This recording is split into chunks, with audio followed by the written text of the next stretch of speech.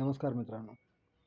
हे आमचं तळेगावचं घर आणि इथे आमची बाग आहे. त्या बागेची ओळख करून देतो.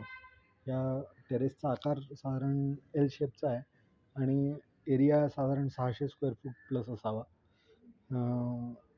ही आमची बाग, हे दरवाजा, इथे काही साहित्य ठेवलेलं आहे. हा ड्राय एरिया आहे आणि इथून आम्ही शेड घालून बाग केलेली आहे.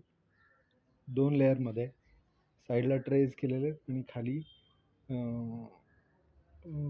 अजून ट्रेज करून, सिमेंटचे ट्रेज करून तिथे माती टाकून झाडं लावलेली आहे.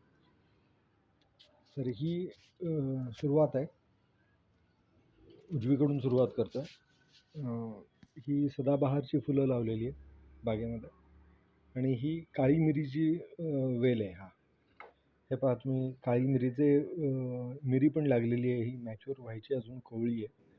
इथे एक लागलेली आहे, अजून एक इथे गुच्छ आहे. हा पहा, हा अजून एक गुच्छ आहे. हा अडकलेला दिसतो इथे झाडांमध्ये.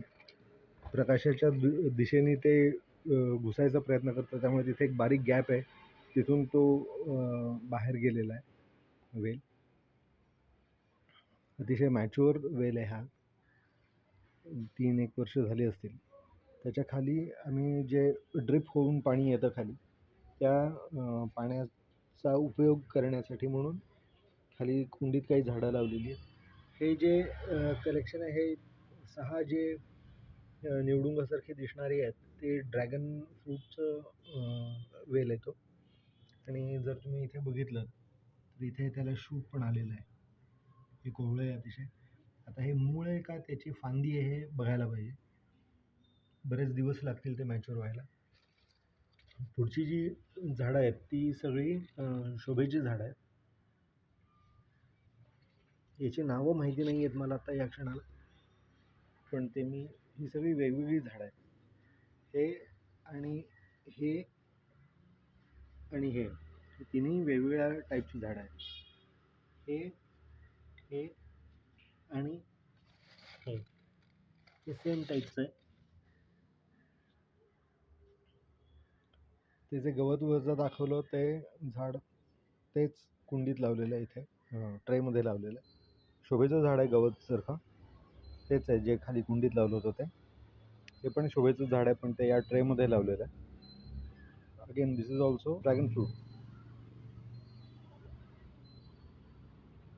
काही दिवसांपूर्वी इथे जे शूट येत आहे ते बहुतेक लाईव्ह आहे, जिवंत आहे. इथे इथे इथे शूट आहे. ते खूप बारीक आहे, कॅमेऱ्यात कॅच होत आहे का नाही कळत नाही. वरती टिपला पण थोडंसं दिसतंय, पण ते आय एम नॉट शुअर. हे एक मोठा जुईचा वेल होता, तो कापला आहे, त्याला फुलंच येत नव्हती. हे पण सदाबहाराचं आहे. खाली कोकोपीट, ते जे भरलेलं होतं ते तसंच ठेवलेलं, राहून गेलं ते, त्यामुळे त्याच्यात शेवाळ आलं आहे. Which is nothing but sphagnum moss. Sphagnum moss हे नॅचरली उगवलेलं आहे. त्याचे बरेच ॲप्लिकेशन्स आहेत गार्डनिंगमध्ये. हे सदाफुलीचं दिसतंय जे नवीन उगवलेलं आहे ते. इथे मोगरा आहे, हा देशी गुलाब आहे. हे जे आहे ते शेवग्याचं झाड आहे, वरती फुलं लागली आहेत छान, कॅमेऱ्यात दिसत असतील. आपण जवळ जाण्याचा प्रयत्न करू. दिसली फुलं? येस. तर छान अशी फुलं लागली आहेत वरती. या गुलाबाच्या झाडाचं फार सुरेख फुलं येत असतात. वरती कपडे धुण्याचा आवाज येतोय, बॅकग्राऊंड नॉईज. त्याला पण इथे फुलं येण्याची तयारी दिसते. नवीन शूट्स आलेले आहेत, म्हणजे फुलं येतीलच. खाली जो आहे तो सोनटक्का आहे. सोनटक्क्याची विशेषता अशी आहे की ती फुलं फक्त पावसाळ्यात येतात आणि त्यामुळे पावसाळ्याव्यतिरिक्त त्याची छाटणी केली की मग पावसाळ्यात त्याची फुलांचा जोम किंवा त्याचा शूटचा जोम चांगला असतो. ते कंद जोपासले जातात, म्हणून त्याचं कटिंग केलेलं आहे आणि हे नवीन शूट्स आलेले आहेत. हे चिकूचं झाड, या झाडाला चिकू आणि चिकूचं नाव फार बदनाम केलेलं असतं आपण, पण चिकूचं झाड अतिशय उदार आहे आणि भरपूर चिकू देतं. आपल्याला सगळ्यांना माहिती असेल चिकू हे काही भारतीय वनस्पती नव्हे, इम्पोर्टेड आहे, पण भारतात अतिशय चांगली रुळलेली आहे. त्यामुळे भारतीय फळ असल्यासारखंच ते आपण वापरतो. ही काटेकोरंटी आहे, पांढरी काटेकोरंटी. फुलं हे जे आहेत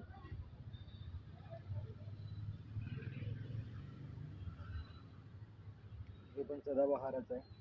हे पेरूचं झाड आहे. हा पांढरा पेरू आहे, म्हणजे आतला गर जो आहे तो पांढरा असतो. ही निळी काटेकोरंटी आहे, साधी लिलीचं झाड आहे. हे पण गुलाबाचं झाड आहे. हे गुलाबाचं झाड आहे आणि त्याला सदाबहार टाईपचं आहे ते, म्हणजे वर्षभर त्याचा फुलोरा असतो. हे पण मोगऱ्याचं झाड आहे, बरंच जुनं आहे झाड. खाली सदाबहार आहे. त्या सदाबहारमध्ये जे तण उगवलेले आहेत ते आता ॲक्च्युली काढायचे आहेत. हा बहुतेक हिरवा माठ आहे. हा जो तो हिरवा माठ आहे बहुतेक, हा बहुतेक लाल पेरू आहे, त्यातला गर लाल असतो. ही पण काटेकोरंटी आहे, पिवळी असावी.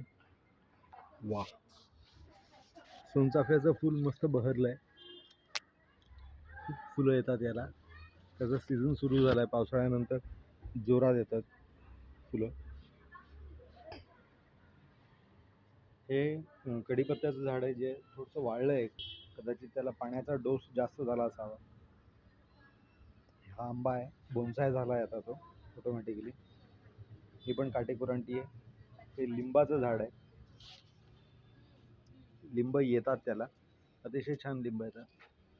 हे जास्वंदी आहे.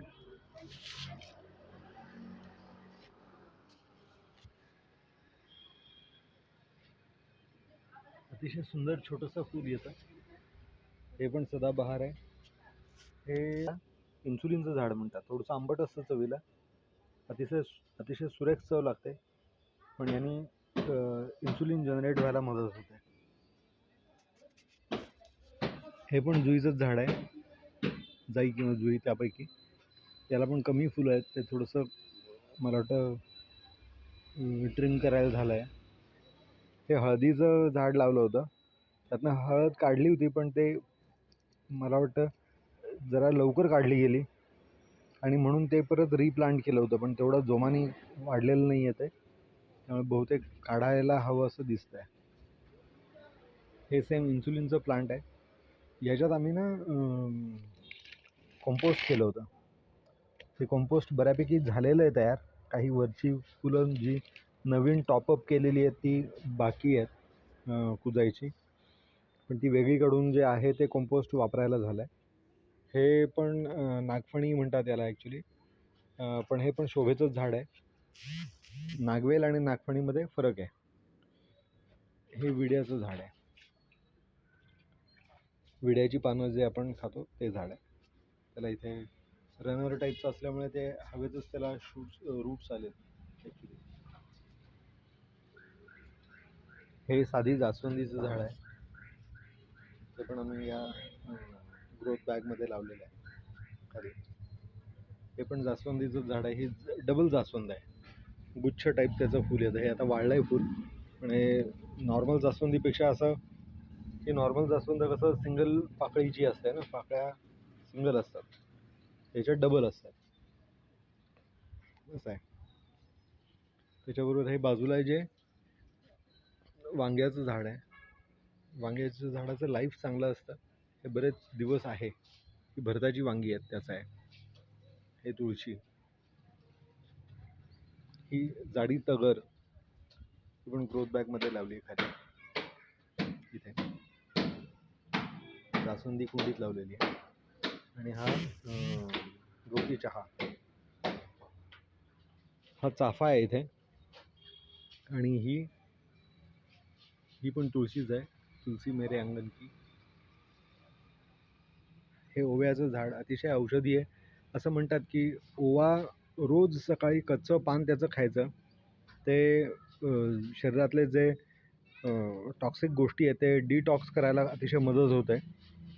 ॲक्च्युली ओव्याचं जे क्रिस्टल्स असतात, एक्स्ट्रॅक्ट, ते खाण्याची पद्धत आहे. पण ते जास्त उग्र असतं, त्यामुळे ओव्याची पानं जरी 2-4 खाल्ली तरी बॉडी डिटॉक्स व्हायला मदत होते. आरोग्य निरोगी ठेवण्यासाठी त्याची उपयुक्त आहे. ही कृष्ण तुळस. याच्या मंजिरी किंवा याची फुलं पाहिली तर आपल्या नॉर्मल मंजिरीपेक्षा वेगळ्या मंजिरी आहेत याच्या. त्याला फुलोरा पण छान आला इथे. ही कृष्ण तुळस किंवा कापूर तुळस पण म्हणतात याला. सॉरी, ही कृष्ण तुळस आहे मला वाटतं, आणि ही कापूर तुळस आहे. याला कापराचा वास येतो, कापरासारखा वास येतो. ही सदाफुली. त्याला फुलं आत्ता नाही आहेत, पण 2 दिवसापूर्वीपर्यंत फुलं होती. त्याला मला वाटतं पाणी कमी पडलं असावं.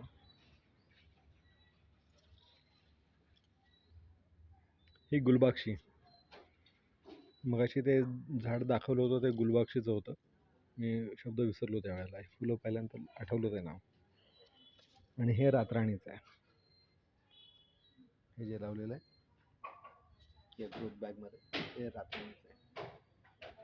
इरिटेटिंग बॅकग्राऊंड नॉईज येतो आहे. वॉशिंग मशीनच्या दुनियेतही फ्लॅटमध्ये राहून असे आपटा-आपटी का करतात त्यांचं त्यांना माहिती. ही विड्याची पानं आहेत.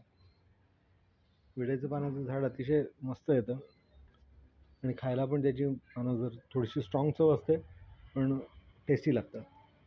हे मगाशी दाखवलं होतं तेच झाड वेगळ्या ट्रेमध्ये आहे समोरच्या. हे पण शोचं झाड आहे. हे कंपाऊंडसाठी पण वापरतात. स्टडी असतं भयंकर.